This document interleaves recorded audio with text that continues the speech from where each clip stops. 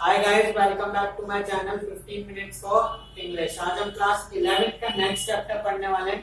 आइए स्टार्ट करते हैं। चैप्टर का नेम है डिस्कवरिंग टट द सागा कंटिन्यूस। इसमें नरेटर ने किया क्या है, टट जो है उसकी मम्मी, यानी जो मम्मी का मतलब आप लोग समझते हैं, हमारी मम्मी नहीं, ठीक है। जब किसी की डेथ हो जाती है इजिप्ट में, तो लोग क्या करते थे, उनको जलाते नहीं थे, उसको कपड़े में कवर करके कॉफिन में रख के गाड़ देते थे, उसको मम्मी बोला जा रहा है। उसके बारे में डिस्कवर करते हैं। आइए चले पढ़ते हैं। Introduction. In this chapter the narrator describes the boy टट who was the heir of a very powerful family that ruled Egypt for centuries। इस चैप्टर में नरेटर ने क्या किया है, डिस्कवर किया है, डिस्क्राइब किया है एक बॉय टट। टट है जो बच्चे थे उस टाइम पे, उनके बारे में। वो क्या है, पावरफुल फैमिली के हायर थे। हायर मतलब राजा थे उस टाइम पे, उन्होंने राज किया है उस फैमिली की तरफ। उनकी फैमिली ने इजिप्ट पे काफी टाइम तक, काफी सेंचुरीज तक रूल किया है। The lesson also describes how CT scan of Tut's mummy revealed interesting facts about him and his untimely death। अच्छा पॉइंट है गाइस। CT स्कैन के थ्रू इसमें क्या डिस्क्राइब होता है, क्या पता चलता है, उनकी डेथ के बारे में कुछ इंटरेस्टिंग फैक्ट्स पता चलते हैं। चलिए कैरेक्टर्स बनाए गाइस मैंने इस चैप्टर के, कुछ इंपॉर्टेंट है, देखते हैं।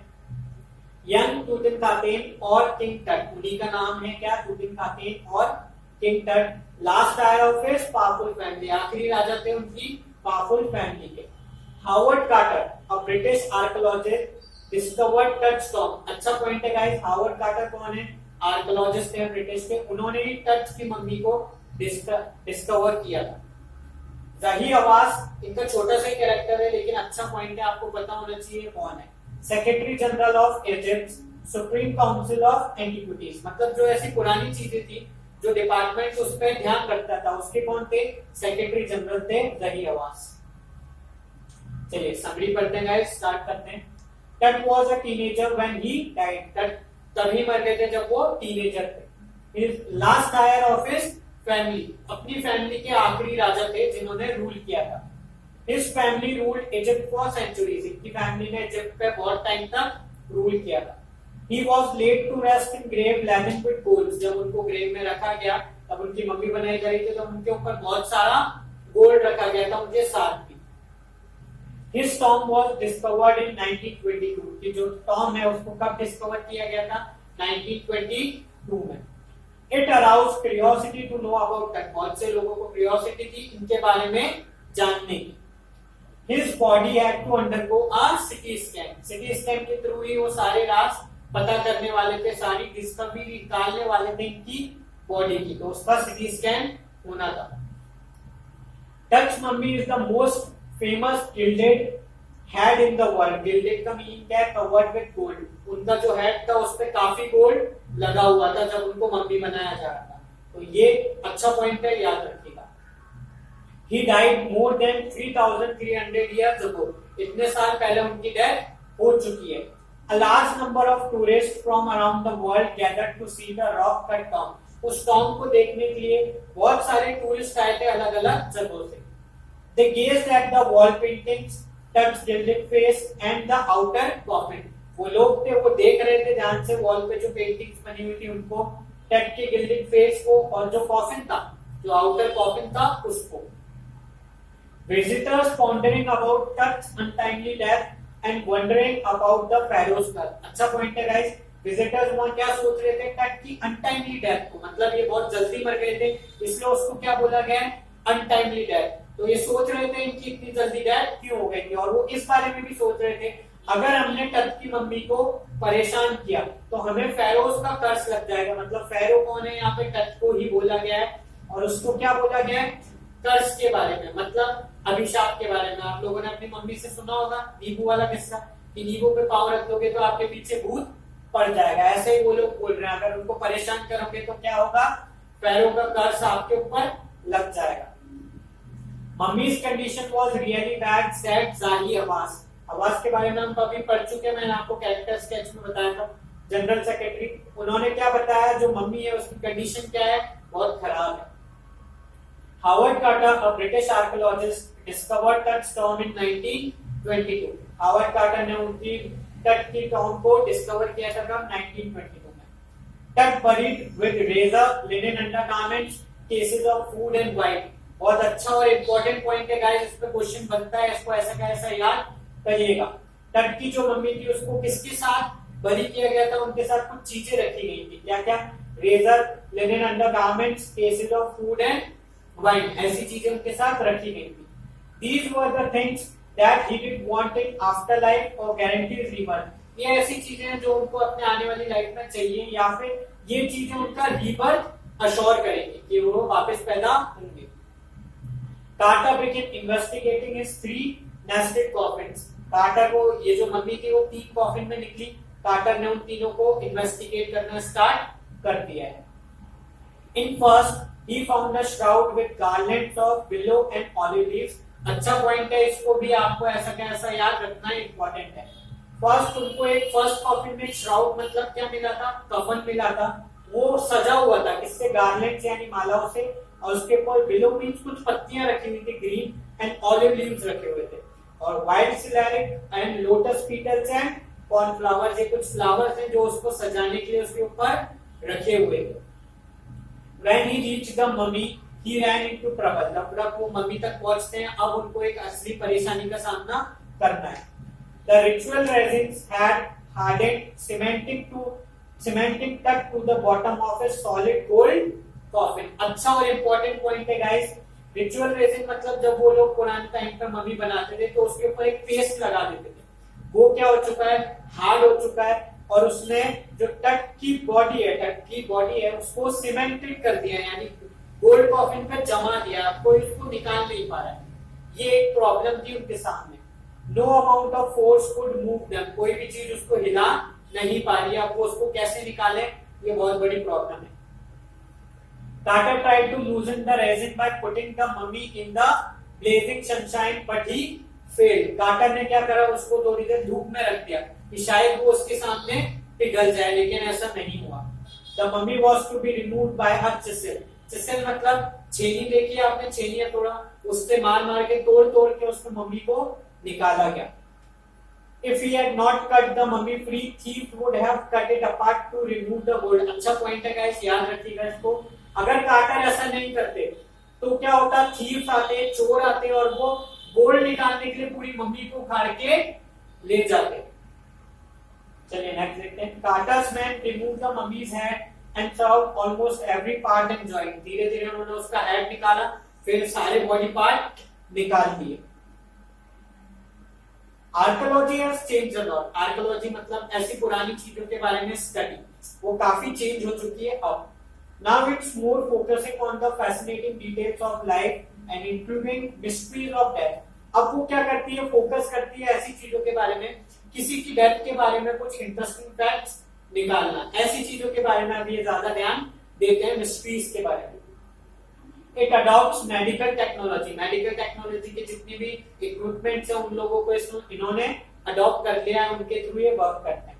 Today diagnostic imaging can be done through computed tomography और सीटी स्कैन, आप सबने सुना होगा, उसके थ्रू ये लोग इमेजेस लेते हैं। In this 100 of X-rays create a three dimensional virtual body. क्या, बहुत सारी एक्स-रे की इमेजेस लेते हैं और क्या बनाते हैं, वर्चुअल बॉडी 3D इमेज बना देते हैं उसकी। चलिए यहाँ पे आर्कियोलॉजी का पार्ट खत्म होता है, आगे कंटिन्यू करते हैं। After Smenkhkare a very young Tutankhamun took the throne. Tutankhamun मतलब टच के बारे में बात हो रही है। यहाँ सेमेंटरी कौन थे, टच से पहले जिसने राज किया था वहां पे इजिप्ट पे, वो कौन थे, सेमेंटरी, नाउ नोन एज किंग टट। अब टूटनखामेन को किंग टट के नाम से जाना जाता है। गाइस मैं यहाँ पे आपको एक चीज समझा दूं, इस चैप्टर में टट की फैमिली के बारे में थोड़ा सा डिस्क्राइब किया गया, बट वो इम्पोर्टेंट नहीं है, बट मैंने क्या करा है उसको एक क्वेश्चन के थ्रू आगे समझाया हुआ है, आपको समझ में आ जाएगा। उसका कोई रिलेशन नहीं था इसलिए मैंने वो पार्ट अलग से निकाल लिया है। तो आप इतना ध्यान कीजिए बस, सेमेंटरी कौन थे, टच से पहले जिन्होंने इजिप्ट पर राज किया था। चलिए, चेंज हिज नेम टू टूटनखामुन। टट ने अपना टूटनखामेन से नाम चेंज कर लिया था, किसपे, टूटनखामुन पे।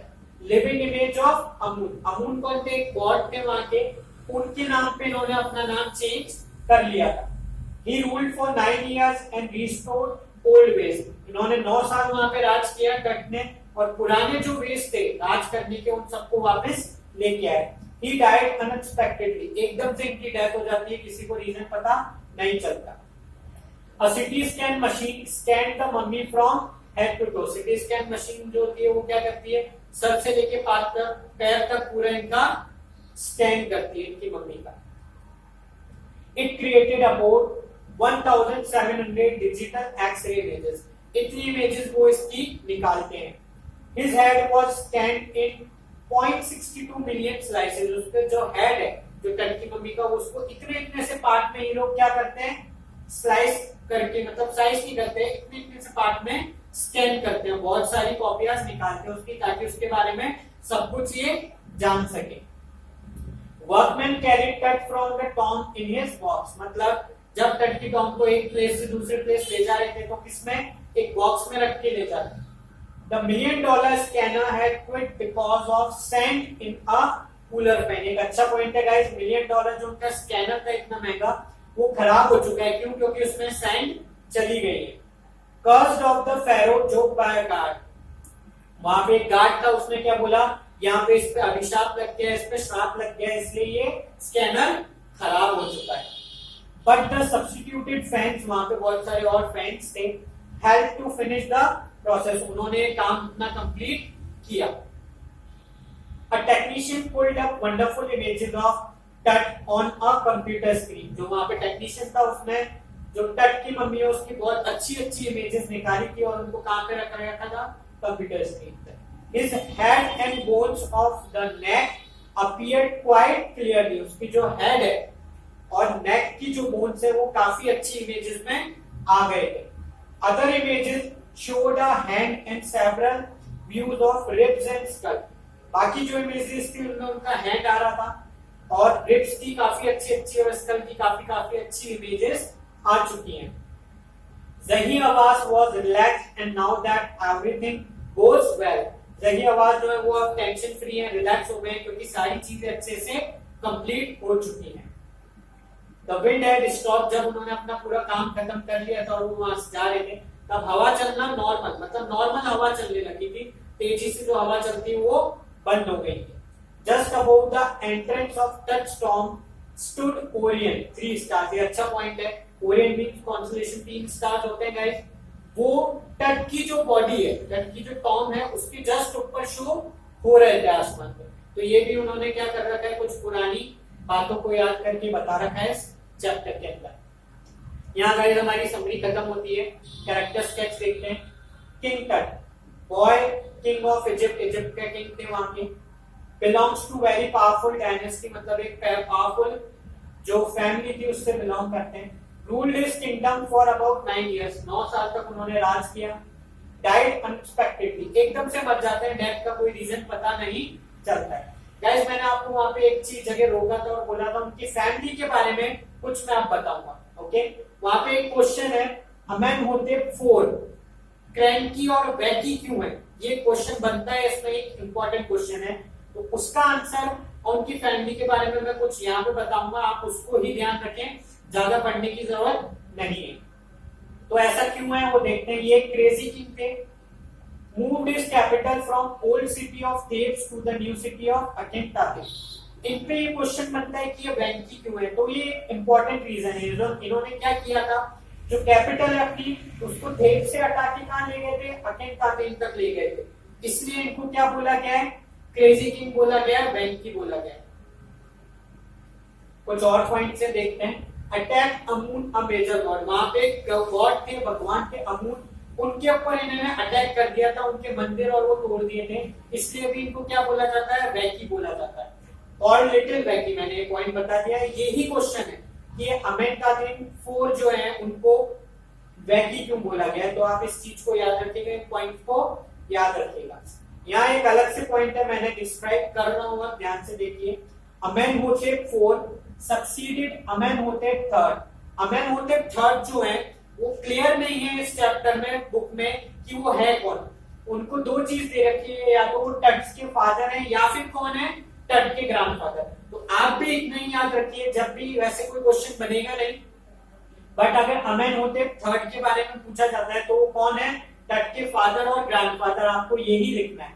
तो अमेनहोटेप जो 4 है उन्होंने क्या किया था, इनके बाद राज किया था, यानी अमेनहोटेप जो थर्ड है तट के फादर और ग्रैंडफादर, उनके बाद राजा कौन बने थे, अमेनहोटेप 4।